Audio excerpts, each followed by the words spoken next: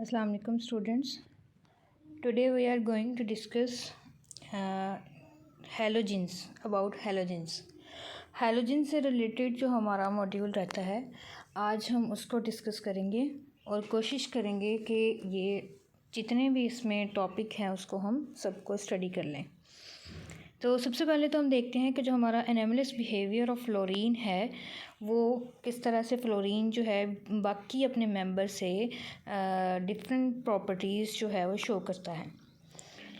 Fluorine की जो ionization enthalpy, electronegativity, electrode potential की बात की जाए तो इसकी ये जो सारी प्रॉपर्टीज़ हैं ये ज़्यादा होती हैं देन एक्सपेक्टेड, जितना जो नॉर्मल ट्रेंड होता है। जैसे हम बाकी नॉर्मल ट्रेंड की बात करते हैं तो इसमें भी इस ग्रुप में अगर हम इसके सेम ग्रुप के मेंबर के साथ कंपैरिजन करें तो फ्लोरीन की इलेक्ट्रोनेगेटिविटी ज़्यादा होती है, इसकी इंथाल्पी ज़्यादा होती है, आयनाइजेशन इंथाल्पी, और इलेक्ट्रोड पोटेंशियल भी ज़्यादा होता है।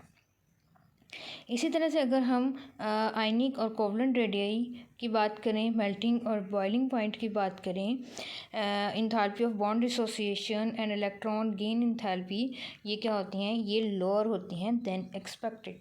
मतलब जितना हमने एक्सपेक्ट किया होता है उसके मुकाबले में ये क्या होती हैं, कम होती हैं। ठीक है।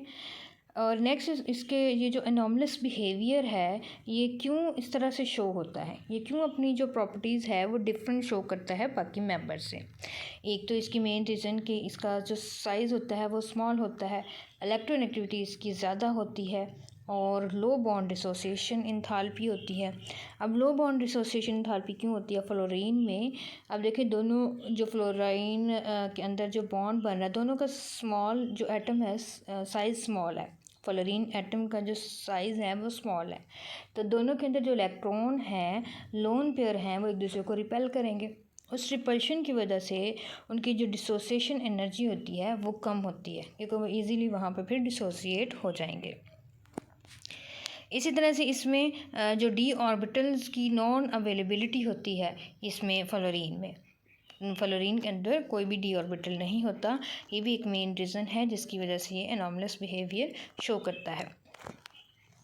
फ्लोरीन के बहुत सारे जो रिएक्शंस होते हैं वो एक्सोथर्मिक होते हैं क्योंकि इनके स्मॉल और स्ट्रॉन्ग बॉन्ड होता है दूसरों के साथ बनाते हुए। इसके अलावा ये एक ही ऑक्सो एसिड बनाता है जबकि बाकी जो हैलोजेंस हैं वो नंबर ऑफ़ ऑक्सो एसिड्स बनाते हैं। हाइड्रोजन फ्लोराइड लिक्विड होता है due to strong hydrogen bonding, जबकि अदर हाइड्रोजन हैलाइड जो होती हैं वो गैसेस होती हैं। ये सारी प्रॉपर्टीज़ थी जो कि फ्लोरीन डिफरेंट प्रॉपर्टीज़ शो करता है बाकी अपने मेंबर से। नेक्स्ट हमारे पास है industrial preparation of chlorine. Chlorine को इंडस्ट्रियल लेवल पे हम किस तरह से प्रिपेयर कर सकते हैं। तो क्लोरीन के यहाँ पे हम दो मेथड डिस्कस करेंगे जिसके थ्रू हम इसको प्रिपेयर कर सकते हैं। फर्स्ट हमारे पास एक इलेक्ट्रोलिटिक प्रोसेस है, उसमें हम क्या करते हैं कि ब्राइन की इलेक्ट्रोलाइसिस करवाते हैं। ब्राइन क्या है हमारे पास, जो सोडियम क्लोराइड का एक्वस सोल्यूशन होता है ना वो थोड़ा सा कंसनट्रेटेड सोल्यूशन होता है। थोड़ा सा जब हम concentrated solution of sodium chloride बनाते हैं तो उसको हम ब्राइन कहते हैं। अब इस ब्राइन की जब हम इलेक्ट्रोलिसिस करवाते हैं तो उसके रिज़ल्ट में क्लोरीन गैस इवॉल्व होती है एनोड के ऊपर। ठीक है। इलेक्ट्रोलिटिक प्रोसेस अब होता क्या है हमारे पास, इसमें हमारे पास एक इलेक्ट्रोलिटिक सेल होता है। इलेक्ट्रोलिटिक सेल की आप इस तरह से बात कर लो कि हमारे पास एक, अगर हम सिंपल अगर बात करें कि इलेक्ट्रोलिटिक सेल क्या होता है तो हम एक इस तरह से कंटेनर लेते हैं, उसके अंदर हमारे पास दो इलेक्ट्रोड होते हैं इस तरह से, उसको हमने इस तरह से किसी आउटर सोर्स से कनेक्ट किया होता है जिससे इलेक्ट्रिसिटी प्रोवाइड होती है। उसमें से एक हमारे पास एनोड होता है और सेकंड हमारे पास कैथोड होता है। ठीक है। अब एनोड के ऊपर क्या होता है, इसके अंदर यहाँ पे क्या होता है, एक इलेक्ट्रोलिटिक सॉल्यूशन होता है। ठीक है, जो कि यहाँ पे इसके केस में हम NaCl ले रहे हैं, NaCl जिसको हम ब्राइन बोल रहे हैं। ठीक है। अब इसमें क्या होता है कि यहाँ पे एनोड के ऊपर ये इलेक्ट्रोलिटिक जो सॉल्यूशन है ना उसके अंदर जो आइंस हैं उन्होंने क्या होना है, आयनाइज होना है, कुछ रिड्यूस होंगे, कोई आयनाइज वो सॉरी ऑक्सीडाइज होगा। अब एनोड के ऊपर हमारे पास हमेशा ऑक्सीडेशन होती है, ये बात याद रखनी है। एनोड के ऊपर हमेशा ऑक्सीडेशन होती है और कैथोड के ऊपर हमेशा रिडक्शन होती है। तो ये सिंपल सा एक प्रोसेस है। यहाँ पे इलेक्ट्रोलाइटिक जो सॉल्यूशन है उसमें से जो आयंस हैं वो इधर मूव करेंगे, इस इलेक्ट्रोड के ऊपर भी, इस इलेक्ट्रोड के ऊपर भी मूव करेंगे, और मूव करके फिर यहाँ पे अगर एनोड है तो उसके ऊपर उनकी क्या हो जाएगी, ऑक्सीडेशन। वहाँ उसके रिजल्ट में इलेक्ट्रॉन रिलीज़ होंगे, वो इलेक्ट्रॉन जो हैं फिर मूव करेंगे कैथोड की तरफ। इस तरह से वो सारा जो प्रोसेस है वो चलता है। और कैथोड वाली साइड पे हमारे पास रिडक्शन होनी होती है, वहाँ पे हमने इलेक्ट्रॉन गेन करेगा ये, और वो इलेक्ट्रॉन आएंगे कहाँ से, ये वाले जो इलेक्ट्रॉन एनोड पे रिलीज़ हो रहे थे वही इलेक्ट्रॉन कैथोड पे जाके उसको उसकी रिडक्शन करेंगे। ये एक सिंपल प्रोसेस था। अब इस प्रोसेस को हम कैसे यूज़ करते हैं NaCl की प्रिपरेशन के लिए, ये एक पूरा यहाँ पे सेटअप दिया हुआ है जिसको हम नेल्सन सेल बोलते हैं, जो कि क्लोरीन की प्रिपरेशन के लिए यूज़ होता है। इसमें ये एक कंटेनर है, स्टील टैंक है, स्टील का बना हुआ ये एक टैंक है, ये वाला पूरा जो है, ठीक है। इसके ये बॉटम पे हमारे पास जो है एक बेसन टाइप, मतलब यहाँ पे कलेक्शन होगी इसके बॉटम पे सोडियम हाइड्रोक्साइड की, जो कि इसी के अंदर बनेगा। अब इसमें एनोड और कैथोड कहाँ पे हैं, ये हमारे पास जो दरमियान में मिड में एक कार्बन का रोड होता है जो कि एज आ एनोड काम करता है, और इस एनोड के ऊपर चार्ज कौन सा होता है, पॉजिटिव। और ये इसके बाहर ये वाला जो है यू शेप का, ये हमारे पास क्या है, कैथोड, ये कैथोड के तौर पे काम करेगा। और कैथोड के ऊपर चार्ज कौन सा होता है, नेगेटिव। इलेक्ट्रोलाइटिक सेल की बात करनी है कि उसके एनोड पे पॉजिटिव चार्ज होता है और कैथोड के ऊपर नेगेटिव चार्ज होता है। और टाइप के भी सेल होते हैं, उसमें थोड़ा डिफरेंट हो सकता है, लेकिन इलेक्ट्रोलाइटिक सेल में यही होता है हमारे पास। अच्छा, और इसमें क्या हमारे पास ये जो दोनों कैथोड और एनोड हैं, इनको इस चीज़ ने आपस में सेपरेट किया हुआ है। ये है क्या, ये हमारे पास है एस्बेस्टॉस डायाफ्राम। मतलब दोनों जो इलेक्ट्रोड हैं कैथोड और एनोड, उन दोनों को एस्बेस्टॉस डायाफ्राम ने सेपरेट किया हुआ है। अब इधर से हमने ब्राइन सॉल्यूशन को एंटर करवाना है। ये सारा यहाँ पे ब्राइन सॉल्यूशन है जो कि एज इलेक्ट्रोलाइट के तौर पे काम करेगा। और इस जब ये हमारे पास NaCl का सॉल्यूशन है तो इसका मतलब इसके अंदर होंगे Na पॉजिटिव, Cl नेगेटिव, इस तरह से आयंस होंगे, पॉजिटिव और सोडियम का पॉजिटिव और क्लोराइड का नेगेटिव, ठीक है। अब इसमें देखना है हमने कि हमारे पास कौन से इनमें से जो है जा रहे हैं एनोड की तरफ और कौन से हैं जो हैं वो जा रहे हैं कैथोड की तरफ। अब इसमें हम देखें तो इलेक्ट्रोलिसिस में जो सोडियम और जो H पॉजिटिव आयन है वो मूव कर रहे हैं टुवर्ड्स कैथोड, ठीक है। यहाँ से हम हाइड्रोजन भी ऐड करा रहे हैं, हाइड्रोजन गैस, ठीक है। अब H पॉजिटिव आयन जो है और सोडियम आयन जो है ये कैथोड की तरफ मूव कर रहे हैं। दोनों के ऊपर देखो पॉजिटिव चार्ज है और कैथोड के ऊपर क्या है, नेगेटिव चार्ज है। इसका मतलब है ये दोनों पॉजिटिव स्पीशीज़ कैथोड की तरफ मूव करेंगी, ठीक है। और इसी तरह अगर हम यहाँ पे नेगेटिव स्पीशीज़ की बात करें जो कि OH नेगेटिव है, और यहाँ पे यहाँ पे हमारे पास जो वाटर मॉलिक्यूल है वो भी आयनाइज हुआ है H पॉजिटिव और OH नेगेटिव आयन्स में, ठीक है। तो उस वहाँ से ये H पॉजिटिव आयन आ रहा है यहाँ पे, ठीक है। और इसके अलावा हमारे पास ये जो हाइड्रोजन है ना, ये यहाँ पे रिलीज़ होती है, ये एंटर नहीं करते, यहाँ पे हाइड्रोजन रिलीज़ होती है। अच्छा जी, अब इसमें देखें जो आज पॉजिटिव आयन और सोडियम आयन थे वो दोनों मूव कर रहे हैं कैथोड की तरफ, और जो कि नेगेटिव स्पीशीज़ हैं जैसे हाइड्रोक्सिल आयन और क्लोराइड आयन है वो मूव कर रहे हैं एनोड की तरफ, क्योंकि एनोड के ऊपर है पॉजिटिव चार्ज। अब दो स्पीशीज़ एनोड की तरफ मूव कर रहे हैं, दो स्पीशीज़ जो है वो कैथोड की तरफ मूव कर रहे हैं। अब इन दोनों में कंपटीशन होगा कि हमारे पास कौन सी चीज़ ऑक्सीडाइज होगी जो कि एनोड के ऊपर जा रही थी, और कौन सी चीज़ जो है वो रिड्यूस होगी जो कि कैथोड की तरफ जा रही थी, ठीक है। तो अब इन दोनों में जब कंपटीशन होगा, एनोड के ऊपर दो चीज़ें थी हमारे पास, एनोड के ऊपर वो कौन सी दो चीज़ें थी, हाइड्रोक्सिल आयन और क्लोराइड आयन, ठीक है। इन दोनों के अगर हम कंपटीशन की बात करें तो इनमें से जो हमारे पास क्लोराइड आयन है वो क्या करेगा, वो हो जाएगा ऑक्सीडाइज, वो ऑक्सीडाइज हो जाएगा। और इसी तरह से अगर हम सोडियम और H पॉजिटिव आयन की बात करें तो इसमें से ये दोनों जाएंगे किसकी तरफ, कैथोड की तरफ। अब वहाँ पे अब होनी है रिडक्शन। अब रिडक्शन के रिज़ल्ट में हमने देखना है कि वहाँ पे क्या बनता है। इसका ओवरऑल अगर पहले तो हम यहाँ पे देख लें, ये आयनाइज फॉर्म में दोनों चीज़ें हैं, NaCl Na पॉजिटिव और क्लोराइड आयन में बन गया और वाटर जो है इस पर बन गया। तो यहाँ से but chloride ion give up their electron in preference to hydroxyl ion, ये बात होगी। Thus we get H2 at cathode and Cl2 gas at anode. ठीक है, अब यहाँ पे देखें, जब वो कैथोड की तरफ हमने कहा कि बात कही हमने कि सोडियम भी जा रहा है कैथोड की तरफ, क्योंकि कैथोड के ऊपर क्या था, नेगेटिव चार्ज, और H पॉजिटिव आयन भी जा रहा है। तो इन दोनों में कंपटीशन होगा, कौन सी चीज़ रिड्यूस होगी, तो हमारे पास H पॉजिटिव जो है ना ये रिड्यूस हो जाएगा, ये इसमें H2 में कन्वर्ट हो जाएगा, सोडियम वहाँ पर रिड्यूस नहीं होगा। तो इसके रिजल्ट में क्या हुआ, तो एक तो हमारे पास एनोड के ऊपर प्रोड्यूस हो रही है क्लोरीन, और कैथोड के ऊपर प्रोड्यूस हो रही है हमारे पास हाइड्रोजन गैस। ओवरऑल इसका रिएक्शन देखें तो ये सारी चीज़ें हैं, सोडियम आइंस थे, क्लोराइड आइंस थे, वाटर था। तो इसके रिजल्ट में हाइड्रोजन गैस इवॉल्व हुई, क्लोरीन गैस इवॉल्व हुई, बाकी जो सोडियम बचा था इधर और इधर हाइड्रोक्सिल बचा था, दोनों ने कंबाइन होकर सोडियम हाइड्रोक्साइड बना लेना है, अब जो कि बॉटम के ऊपर कलेक्ट हो रहा है। ये सारी इसका प्रोसेस था, जिसके रिजल्ट में हमारे पास क्लोरीन गैस बनती है। और ये जो प्रोसेस होता है ये चीप भी होता है, और इसके रिज़ल्ट में प्योरिटी भी होती है हमारे प्रोडक्ट में। सेकंड मेथड है हमारे पास डेकन्स प्रोसेस, जिसको यूज़ करते हुए हम क्लोरीन को बना सकते हैं। इसमें क्या होता है, हमारे पास मेन जो है HCl उसकी ऑक्सीडेशन होती है, जिसके रिज़ल्ट में क्लोरीन गैस बनती है। अब ये जो HCl है ये बनता है सल्फ्यूरिक एसिड से। सल्फ्यूरिक ये जो एसिड जो जनरेट होगा ना, ये सल्फ्यूरिक एसिड को हम साल्ट के साथ उसका रिएक्शन होगा हाई टेम्परेचर पे, जिसके रिजल्ट में HCl बनेगा। और इसमें जो हम कैटलिस्ट यूज़ करेंगे वो क्या होगा, क्यूप्रिक क्लोराइड।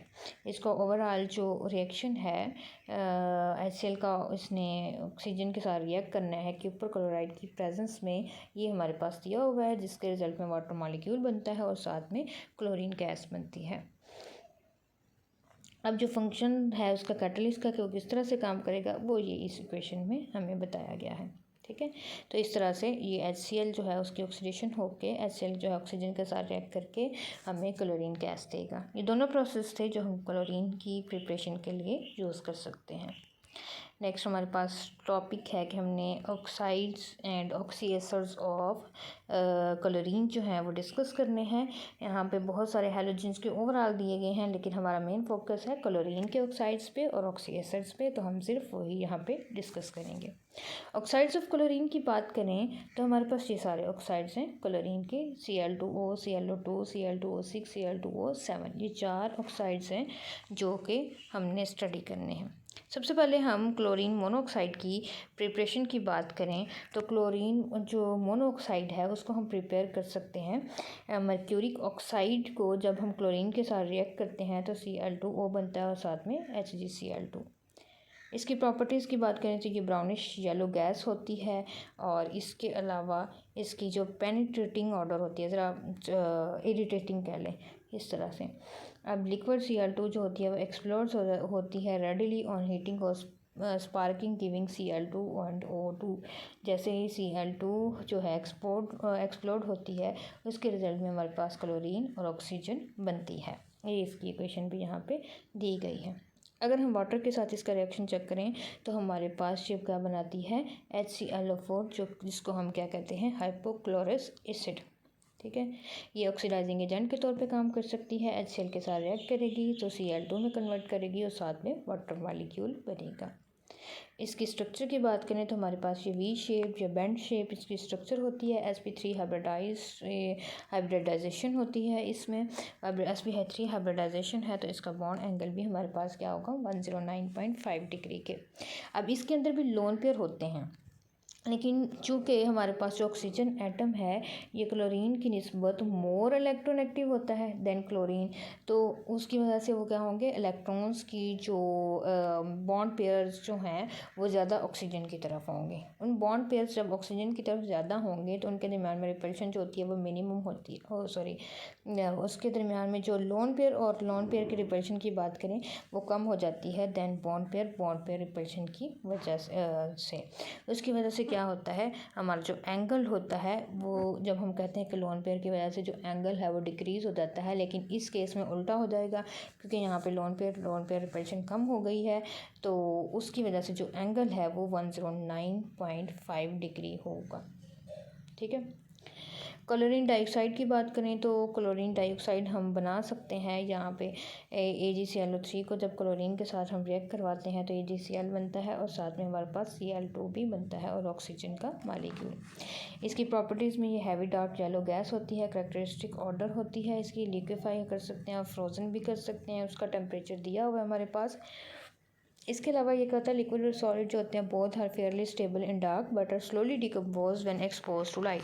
ये लाइट में एक्सपोज हो जाते हैं, जबकि अगर हम डार्क में इसकी बात करें तो ये स्टेबल रहते हैं, तब इनकी डिकम्पोजिशन नहीं होती। इनकी डिकम्पोजिशन के रिजल्ट में हमारे पास क्लोरीन गैस और ऑक्सीजन गैस बनती है। सेम वैसे जैसे हमने ऊपर रिएक्शन देखा था वहीं पे भी यही दोनों प्रोडक्ट बन रहे थे। जब वाटर के अंदर डिज़ोल्व करते हैं तो हमारे पास क्लोरिक एसिड और क्लोरिक एसिड दोनों बनते हैं। ठीक है, अल्कलीज के साथ रिएक्ट करें तो क्लोराइड और क्लोरेट बनता है, क्लोराइड और क्लोरेट, पोटाशियम क्लोरेट है क्योंकि हम वहाँ पे पोटाशियम हाइड्रोक्साइड के साथ इसका रिएक्शन करवा रहे हैं। ये पावरफुल ऑक्सीडाइजिंग एजेंट है, ब्लीचिंग एजेंट के तौर पे भी काम करता है। ठीक है, इसके अलावा ये आयोडीन को लिबरेट करता है एसिडिफाइड पोटाशियम आयोडाइड सॉल्यूशन से। फास्फोरस, सल्फ़र और बहुत सारे ऑर्गेनिक सब्सटेंसेस को ये क्या करते हैं उसमें फायर को कैच कर लेते हैं, लाइक Cl2O और ClO2 also react with mercury but slowly with ये जो है O2 सॉरी लिखा हुआ है, O2 के साथ ये रिएक्ट करती है और ये बना देती है Cl2 को कन्वर्ट कर देती है Cl2O6 में। इसके यूजेस क्या हमारे पास, ये एज अ ब्लीचिंग एजेंट के तौर पे काम करती है for bleaching the highest grade paper pulp. Bleaching agent के तौर पे काम करती है, वाटर की प्योरिफिकेशन के लिए यूज़ होती है, एज एंटीसेप्टिक यूज़ होती है और इसके लिए ये अनश्रिंकेबल वूल के बनाने में भी इस्तेमाल होती है। इसके स्ट्रक्चर की बात करें तो हमारे पास चूँकि दो इसमें ऑक्सीजन एटम है, ये दोनों इस तरह से अटैच होंगे। इसमें हमारे पास एक इधर ऑक्सीजन है एक इधर है, ये दो रेजोनेंस हाइब्रिड स्ट्रक्चर में पाया जाएगा क्योंकि एक यहाँ पे कोऑर्डिनेट कोवलेंट बॉन्ड बन रहा है और एक कोवलेंट बॉन्ड बन रहा है। तो वो कोऑर्डिनेट कोवलेंट बॉन्ड हो सकता है कि इस ऑक्सीजन के साथ हो सकता है इस ऑक्सीजन के साथ हो, तो वो अल्टरनेट हो सकते हैं। इसीलिए ये दो जो होती हैं रेजोनेंस हाइब्रिड स्ट्रक्चर की फॉर्म में एग्जिस्ट करती हैं।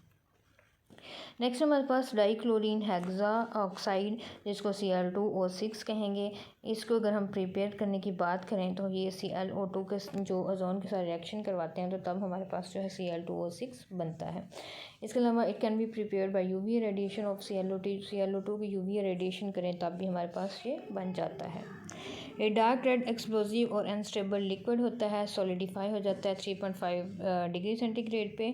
इसकी डिकम्पोजिशन हो जाती है Cl2 और O2 में, इवन एट मेल्टिंग पॉइंट के ऊपर भी। अल्कलीज के साथ जब रिएक्ट करवाते हैं तो ये पर क्लोरेट और क्लोरेट बनाता है, ये इसका रिएक्शन भी यहाँ पे दिया गया है। HF के साथ रिएक्ट करेगा तो ये HClO4 बनाएगा और क्लोराइल फ्लोराइड बनाएगा। ये इसने HF के साथ रिएक्ट किया तो HClO4 बनाया और ClO2F भी बनाएगा।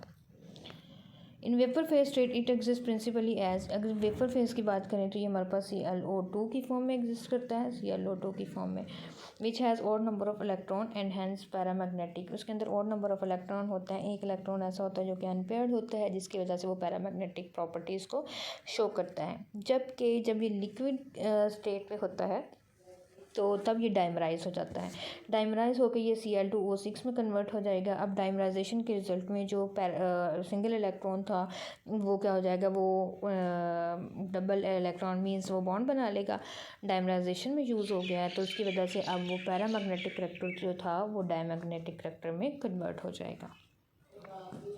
क्लोरीन हेप्टाऑक्साइड की बात करें तो उसको हम प्रिपेयर कर सकते हैं जब हम HClO4 को फास्फोरस पेंटॉक्साइड के साथ रिएक्ट करवाते हैं तो उसके रिजल्ट में हमारे पास क्लोरीन हेप्टाऑक्साइड बनती है। इसकी प्रॉपर्टीज़ में ये कलरलेस ऑयली लिक्विड होती है which is extremely explosive in nature. ये वाटर के साथ रिएक्ट करके हमारे पास HClO4 बना देती है। ठीक है, HClO4 इसकी प्रिपरेशन में भी यूज़ हो रही है, फिर जब ये वाटर के साथ रिएक्ट करती है तो उसके साथ हम HClO4 भी बना सकते हैं। इसके स्ट्रक्चर की बात करें तो इसमें दो हमारे पास ClO3 जो होते हैं वो कनेक्टेड होते हैं, एक ये ClO3 और एक ये ClO3।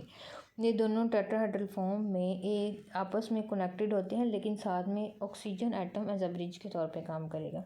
मतलब एक O3 जैसे ये लिखा हुआ है O3Cl और सेकंड ClO3 और इन दोनों को कनेक्ट किया हुआ है ऑक्सीजन ने। ये वाला जो ऑक्सीजन है ये मिड वाला ऑक्सीजन है, और ये दोनों क्या करेंगे, टेट्राहेड्रल स्ट्रक्चर की फॉर्म में एक दूसरे से कनेक्टेड होते हैं। ये सारे ऑक्साइड्स थे क्लोरीन के जो हमने डिस्कस करने थे।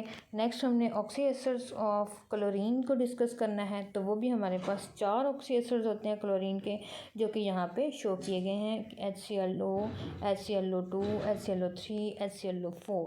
ठीक है, इसको भी हम बारी बारी डिस्कस करेंगे। इसके जब पिक्चर्स ली गई तो इसमें बाकी सारे भी आ रहे हैं, जैसे ये ब्रोमीन, आयोडीन वगैरह के हैं, तो उनको आपने स्किप कर देना है। हमारा मेन फोकस जस्ट क्लोरीन के जो ऑक्सी एसिड्स हैं उनको हमने डिस्कस करना है। इस सब में देखें तो इसमें जो हमारी क्लोरीन है, जैसे ये वाली है क्लोरीन की, अगर हमने बात करनी है तो इनकी ऑक्सीडेशन स्टेट भी डिफरेंट होगी। इसके अंदर +1 होगी, फिर सेकंड में +3 होगी, फिर इसमें +5 होगी, और इसमें +7 इसका ऑक्सीडेशन स्टेट होगा। अब हम देखते हैं इन सारी की ये इसमें क्या क्या इसकी प्रॉपर्टीज़ हैं, क्या इस किस तरह से इसको प्रिपेयर कर सकते हैं। तो HClO को हम कहते हैं हाइपोक्लोरस एसिड। हाइपोक्लोरस एसिड को हम प्रिपेयर कर सकते हैं जब हम क्लोरीन को वाटर के साथ रिएक्ट करवाते हैं, तो हमें हाइपोक्लोरस एसिड मिलता है। इसके अलावा Cl2O को जब वाटर के अंदर डिज़ोल्व करते हैं तब भी हमारे पास हाइपोक्लोरस एसिड बनता है। इसको हम प्रिपेयर कर सकते हैं by shaking chlorine water with freshly precipitated yellow mercuric oxide के साथ जब हम इसको क्लोरीन को शेक करते हैं तब भी हमारे पास क्या होती है, हाइपोक्लोरस एसिड बनता है। Commercially, it is prepared by passing carbon dioxide into a suspension of bleaching powder in water and then distilling. Bleaching powder की जो सस्पेंशन होती है उसमें से अगर हम कार्बन डाइऑक्साइड को पास करवा दें तब भी हमारे पास हाइपोक्लोरस एसिड मिल जाता है। इसकी प्रॉपर्टीज़ में देखें तो ये पेल येलो सोल्यूशन होती है, decompose into HCl and O2 when exposed to light. ये इसका होता है, HCl और O2 में कन्वर्ट हो जाती है। इसके अलावा डिकम्पोजिशन होती है तो ये Cl2O बनाती है और वाटर बनाती है। मेटल के साथ ये रिएक्ट करके हाइड्रोजन गैस को इवॉल्व करेगी। ये मेटल है जो इसके साथ, ये मैग्नीशियम मेटल है जो इसके साथ रिएक्ट करती है और हमारे पास हाइड्रोजन गैस जो है वो इवॉल्व हो रही है। ऑक्सीडाइजिंग एंड ब्लीचिंग प्रॉपर्टीज़ इसकी होती हैं। क्या कहता है, ये पावरफुल ऑक्सीडाइजिंग एजेंट है और एज अ ब्लीचिंग एजेंट भी है, because the acid can liberate the nascent oxygen easily. अब इसने क्या किया, यहाँ पे नेसेंट ऑक्सीजन को लिबरेट किया, जो जिसकी वजह से क्या होगा, ये एज अ पावरफुल ऑक्सीडाइजिंग और ब्लीचिंग एजेंट के तौर पे काम करेगा। Thus, the acid liberate iodine from the acidified potassium iodide solution. Oxidize CrOH3 को chromate in alkaline solution and oxidize white amino acids to brown hydrated manganic oxide. ये सारी इसकी प्रॉपर्टीज इसमें इक्वेशन में दी हुई है, जो कि एज आ ऑक्सीडाइजिंग एजेंट के तौर पे ये काम कर रही है। जब इसको हम हाइड्रोजन परऑक्साइड के साथ रिएक्ट करवाते हैं तो उसके रिजल्ट में हमें ऑक्सीजन गैस मिलती है, साथ में वाटर मॉलिक्यूल और HCl मिलता है। मेटालिक मर्करी के साथ अगर हम रिएक्ट करवाएं तो हमारे पास ये क्या बनता है, एज मर्करी ने हाइपोक्लोरस एसिड के साथ रिएक्ट किया, लाइट ब्राउन प्रेसिपिटेट बनते हैं बेसिक मर्क्यूरिक ऑक्साइड के। ये बेसिक मर्क्यूरिक ऑक्साइड है हमारे पास, इसके लाइट ब्राउन प्रेसिपिटेट हमें मिल जाते हैं।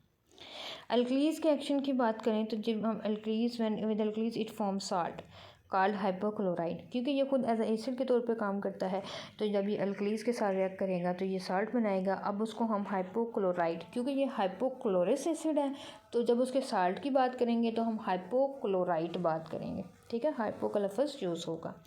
Sodium hypochloride, calcium hypochloride and bleaching powder, ये इसके 3 इम्पॉर्टेंट जो है ना साल्ट हैं इसके हाइपोक्लोरस एसिड के।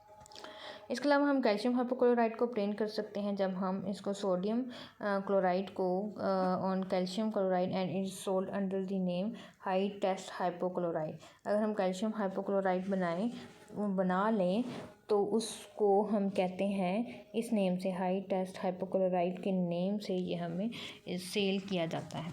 ये सॉल्युबल होता है और मोर इफेक्टिव होता है दैन ब्लीचिंग पाउडर। HTH ये एज अ ब्लीचिंग पाउडर के तौर पे काम करता है। ये ब्लीचिंग पेपर पल्प के लिए भी यूज़ होता है। इसका स्ट्रक्चर हमारे पास ये दिया गया है, HOCl ही है ना इसका, ऐसे एक Cl है, एक ऑक्सीजन है, एक हाइड्रोजन है, तो इस तरह से ये आपस में अटैच होंगे।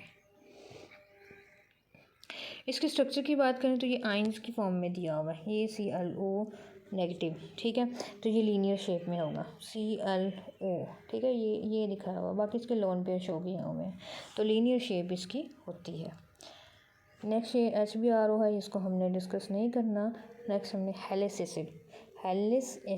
अब देखिए हमारे पास जब HClO था तो हाइपोहैलिस एसिड बोला था, लेकिन जैसे हमारे पास HClO2 तो ये इसको हम हैलिस एसिड, यहाँ पे चूँकि क्लोरीन यूज़ हो रही है तो इसको क्लोरस एसिड बोलेंगे, क्लोरस एसिड, और इसको हम हाइपोक्लोरस एसिड बोल रहे थे।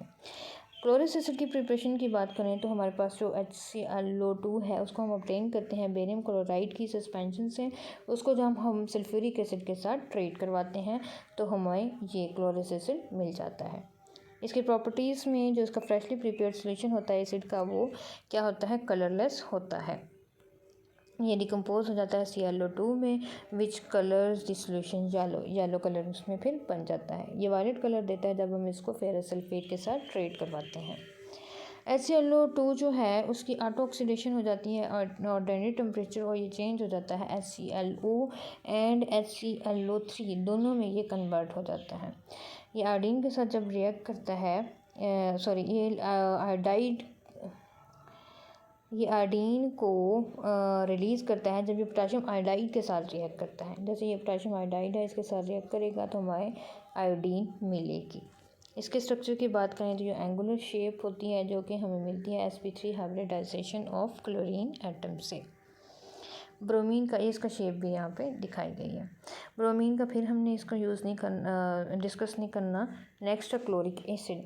अब देखें HClO3 जैसे इसका फार्मूला हुआ, इसको हमने बोल दिया क्लोरिक एसिड, और अगर HClO4 बन जाएगा तो उसको हम कहेंगे पर क्लोरिक एसिड, ठीक है। अब इनके नाम आप ऐसे याद कर सकते हो, एक क्लोरस एसिड है और दूसरा हाइपोक्लोरस एसिड है। और अगर हम बाकी दोनों के देखें तो एक क्लोरिक एसिड है और बाकी जो इससे नेक्स्ट है उसको हम पर क्लोरिक एसिड बोलेंगे। इसकी प्रिपरेशन की बात करें तो हमारे पास ये BaClO3 के साथ जो का रिएक्शन होता है H2SO4 के साथ, तो बेरियम सल्फेट बनता है और साथ में हमारे पास क्लोरिक एसिड बनता है। क्लोरिक एसिड जो होता है HClO जो ऑन फर्दर इससे डिकम्पोज हो जाता है। इसकी डिकम्पोजिशन हो जाती है हमारे पास HClO4 में, क्लोरीन में, ऑक्सीजन में और वाटर में। इसके अलावा ये obtained by the action of KClO3 and hydrofluorosilicic acid. Hydrofluorosilicic acid के साथ जब हम इसका रिएक्शन करवाते हैं पोटाशियम क्लोरेट का KClO3 का, तो हमारे पास क्या बनता है, ये क्लोरिक एसिड बनता है। ये कंसनट्रेटेड और कलरलेस होता है एंड पंजेंट इसकी स्मेल होती है। It is fairly soluble in stable, ये स्टेबल होता है डार्क में। एवेपोरेशन और distillation the acid decompose to give perchloric acid. जब हम इसकी एवेपोरेशन कराते हैं तो ये जो क्लोरिक एसिड है ये पर क्लोरिक एसिड में कन्वर्ट हो जाता है, मतलब ये HClO3 से HClO4 में कन्वर्ट हो जाता है। ये पावरफुल ऑक्सीडाइजिंग एजेंट है और कन्वर्ट कर देता है आयोडाइड को आयोडीन में। पोटाशियम आयोडाइड के साथ जब इसने रिएक्ट किया तो ये आयोडीन में कन्वर्ट हो जाएगा। इसका स्ट्रक्चर्स की अगर हम बात करें तो ये ट्राइगोनल पैरामिडल शेप का होता है। 3 इसमें ऑक्सीजन होते हैं, बाकी एज क्लोरीन और हाइड्रोजन जो होता है ये sp3 हाइब्रिडाइजेशन देके हमें ट्राइगोनल पैरामिडल शेप देता है। अगेन नेक्स्ट हमने ब्रोमिक एसिड को डिस्कस नहीं करना। इसमें हमारे पास जो लास्ट बचा है पर हेलिक एसिड, या जिसको हमने क्लोरीन की बात करनी है तो पर क्लोरिक एसिड, जहाँ में पर क्लोरिक एसिड उसको हम बोलेंगे। ये HClO4 को पर क्लोरिक एसिड बोलेंगे। इसको हम प्रिपेयर कर सकते हैं कि KClO4 को जब हम H2SO4 के साथ रिएक्ट करवाते हैं तो HClO4 हमारे पास बनता है। इसी तरह से BaClO4 ट्वाइस को H2SO4 के साथ रिएक्ट करते हैं तो हमारे पास ये पर क्लोरिक एसिड बनता है और साथ में बेरियम सल्फेट भी बनता है। इसकी प्रॉपर्टी में कलरलेस होता है, हाइग्रोस्कोपिक होता है, ऑयली लिक्विड होता है, ये हाइड्रेट बनाता है।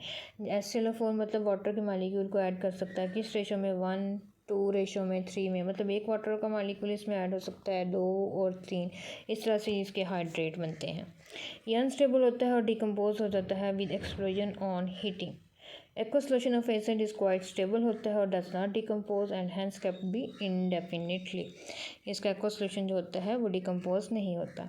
ये हाईली डेंजरस होता है और इसके अलावा अगर कहीं स्किन पे अगर लग जाए तो उसकी वजह से स्वेयर वाउंड, बहुत जो स्वेयर जो ज़ख्म होता है ना वो होता है। पावरफुल ऑक्सीडाइजिंग एजेंट है और डिहाइड्रेशन हो जाती है विद फास्फोरस पेंटॉक्साइड। उसके रिजल्ट में ये हमें देता है Cl2O7। It is not reduced by nascent hydrogen, but it is reduced to chloride by strong reducing agent like tin chloride. Tin chloride वगैरह जो कि स्ट्रॉन्ग रिड्यूसिंग एजेंट है उसके रिजल्ट में ये क्लोरीन में रिड्यूस हो जाता है। सिंपल जो नेसेंट हाइड्रोजन है उसके साथ ये रिड्यूस नहीं होता। इसके ये सारे यूजेस की बात करें तो aqueous acid is used in analysis for estimating potassium gravimetrically. ये जो ग्रेविमेट्रिकली एनालिसिस करते हैं उसमें ये पोटाशियम की एस्टिमेशन के लिए यूज़ होता है। इसके अलावा ये फायरवर्क्स और एक्सप्लोजिव में भी यूज़ होता है। इसकी शेप की बात करें तो ये टेट्राहेड्रल शेप देता है। ये इसकी शेप भी यहाँ पे ड्रा की गई है। ये हमारे पास सारे जो थे ये इसके ऑक्सी एसिड्स थे जो हमने क्लोरीन के डिस्कस करने थे। ठीक है, अब नेक्स्ट हमारे पास जो है दो छोटे छोटे टॉपिक बचे हैं, एक इंटर हैलोजेंस कंपाउंड और एक सीडो हैलोजेंस। इंटर हैलोजेंस की बात करें, इंटर हैलोजेंस के दरमियान मतलब कुछ कंपाउंड ऐसे भी होते हैं जो कि जैसे हैलोजेंस की, अगर इंटर हैलोजेंस की हम बात करते हैं तो हैलोजेंस जो है वो हैलोजेंस के साथ ही बॉन्ड बना लेता है। ठीक है, उसके हम यहाँ पे एग्जांपल भी पढ़ते हैं, देखते हैं। उसमें होता एक्चुअली ये है कि एक हमारे पास जो मोस्ट इलेक्ट्रोनेगेटिव हैलोजन और जो एक लीस्ट इलेक्ट्रोनेगेटिव हैलोजन है, ये दोनों आपस में कंबाइन होते हैं। जो मोर इलेक्ट्रोनेगेटिव हैलोजन होगा उसके ऊपर नेगेटिव उसकी ऑक्सीडेशन स्टेट होगी, और जो लेस इलेक्ट्रोनेगेटिव हैलोजन होगा उसके ऊपर पॉजिटिव उसकी ऑक्सीडेशन स्टेट होगी। इसकी टाइप्स भी हैं, इसकी एग्जांपल भी हम देखते हैं। इसकी टाइप्स की अगर हम बात करें तो AB टाइप, AB3 टाइप और AB5 टाइप, ये 3 तरह की इसकी टाइप्स होती हैं। और 4 तरह की AB7 भी इसमें आती है जो कि इंटर हैलोजेंस हो सकते हैं। अगर AB की बात करें तो देखें यहाँ पे एग्जांपल है Cl और F। अब ये भी हैलोजन है और ये भी हैलोजन है, लेकिन इसमें जो ये वाला है ये मोर इलेक्ट्रोनेगेटिव है और ये लीस्ट इलेक्ट्रोनेगेटिव है। मोर इलेक्ट्रोनेगेटिव है तो इसकी ऑक्सीडेशन स्टेट नेगेटिव में होगी, ये लीस्ट इलेक्ट्रोनेगेटिव है तो इसकी ऑक्सीडेशन स्टेट पॉजिटिव में होगी। मतलब इसकी अगर -1 है तो इसकी +1। ठीक है, इस तरह से होते हैं। दोनों ही हैलोजेंस हैं, दोनों आपस में बॉन्ड बनाए हुए हैं और 1:1 रेशो में। AB type ClF, BrF, BrCl, ICl, इसमें आप आइडिया लगा सकते हो, आप देख सकते हो, ईजिली बता सकते हो कौन सा मोर इलेक्ट्रोनेगेटिव है और कौन सा लीस्ट इलेक्ट्रोनेगेटिव है। या फिर ये 1:3 की रेशो में भी बना सकते हैं। जैसे ClF3, एक Cl और 3 फ्लोरीन के एटम मिलके आपस में बॉन्ड बना रहे हैं। BrF3, IF3, ICl3, try halide, ये सारी इसकी इंटर हैलोजेंस की एग्जांपल हैं जिसमें AB3 की बात करते हैं। AB5 की बात करें तो इसमें 1:5 होती है, मतलब एक एटम हमारे पास 1 रेशो में है और बाकी जो दूसरा है वो 5 रेशो में है। जैसे कि BrF5, IF5 या फिर हेप्टाफ्लोराइड IF7, ये सारे हमारे पास क्या हैं, इंटर हैलोजेंस के ही दरमियान बॉन्ड बनाना। इसकी ये सारी फिज़िकल प्रॉपर्टीज़ दी गई हैं, ये आप लोग देख लीजिएगा। ये कलरलेस गैस है, पेल ब्राउन गैस है, ये सारी इसकी प्रॉपर्टीज़ दी हुई हैं, ये इसकी स्टेबिलिटीज़ भी दी हुई हैं, ये आप टेबल देख लीजिएगा। और इसकी हम जनरल प्रिपरेशन देख लेते हैं, ज़्यादा डिटेल में नहीं जाते। जनरल प्रिपरेशन अगर हम बात करें तो वो कह रहे हैं कि डायरेक्ट कम्बिनेशन, इसकी डायरेक्ट कम्बिनेशन होती है हैलोजेंस की आपस में और उसके रिजल्ट में वह इंटर हैलोजेंस बना देते हैं। जैसे कि यहाँ पे क्लोरीन और फ्लोरीन दोनों इस टेम्परेचर पे मिल रहे हैं और ClF बना रहे हैं। यहाँ पे जब हम फ्लोरीन एक्सेस में ले लेंगे तो ClF3 बना देगा। इसी तरह से आयोडीन और क्लोरीन दोनों मिलते हैं तो ICl बना देता है। अगर हम एक्सेस में ले रहे हैं तो ये ICl3 बना देगा। ठीक है, जनरल इसकी ये इस तरह से हम इसको प्रिपेयर कर सकते हैं डायरेक्ट कम्बिनेशन से। ये हमारे पास कुछ इंटर हैलोजेंस थे जो हमने डिस्कस करने थे। इसके स्ट्रक्चर की बात करें तो हमारे पास ये इसके कुछ स्ट्रक्चर हैं। ये AB टाइप का लीनियर शेप होती है, जैसे सिंपल AB।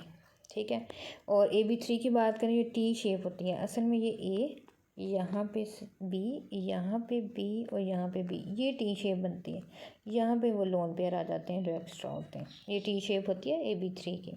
AB5 की बात करें तो स्क्वायर पिरामिडल, ये एक स्क्वायर बन रहा है और बाकी ये B ऊपर है और लोन पेयर नीचे है। ये सारे एक प्लेन में हैं और बाकी ऊपर और नीचे वाले अबव दी प्लेन और बिलो दी प्लेन। AB7 की बात करें तो पेंटागोनल, ये सारे 5 जो B हैं ये एक ही प्लेन में है, पेंटागोन बना रहे हैं। बाकी ये वाला B उस प्लेन के ऊपर है और ये वाला B इस प्लेन के नीचे है। ये इसका कुछ स्ट्रक्चर था इंटर हैलोजेंस का। अब लास्ट टॉपिक हमारे पास बचा है सीडो हैलोजेंस। सीडो हैलोजेंस देखें, सीडो का मतलब होता है फॉल्स, जो हैलोजेंस हैं नहीं लेकिन वो हैलोजेंस की तरह लगते हैं, हैलोजेंस की ही तरह हैं, उनकी प्रॉपर्टीज़ हैलोजेंस की तरह हैं, तो उनको हम सीडो हैलोजेंस बोलते हैं या हैलोजिनॉइड्स बोलते हैं। इसकी एग्जांपल की बात करें तो हमारे पास सियानोजिन्स, ये दिया गया सियानोजिन्स,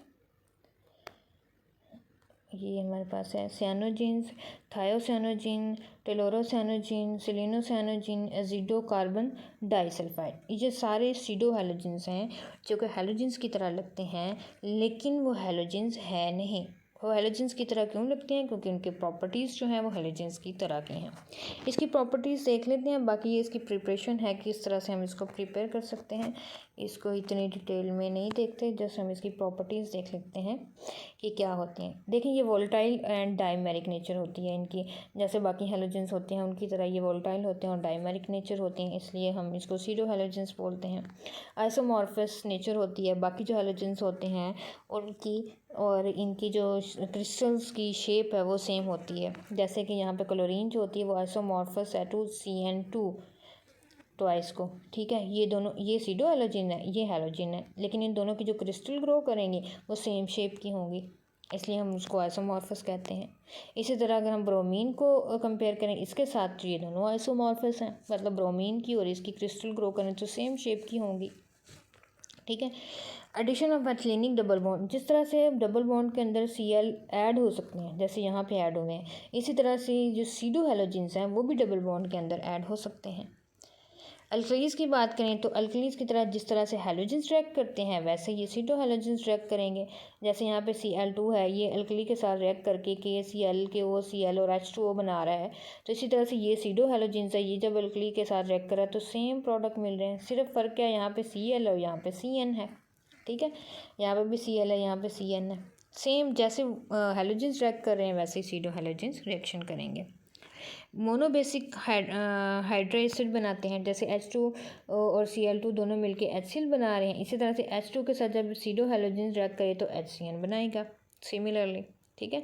थर्मल डिकम्पोजिशन की बात करें तो वो भी सेम ऐसी होती है जैसे कि हैलोजेंस की, जैसे कि PbCl4 है, ये PbCl2 में और क्लोरीन में कन्वर्ट हो रहा है, जब यहाँ पे हम PbSCN4 की बात करें तो ये PbSCN2 में कन्वर्ट हो रही है और साथ में SCN में कन्वर्ट हो रही है, क्योंकि यहाँ पे हैलोजेंस थी तो यहाँ पे Cl2 बन गई, यहाँ पे सीडो हैलोजेंस है तो वो सीडो हैलोजेंस बन गई है।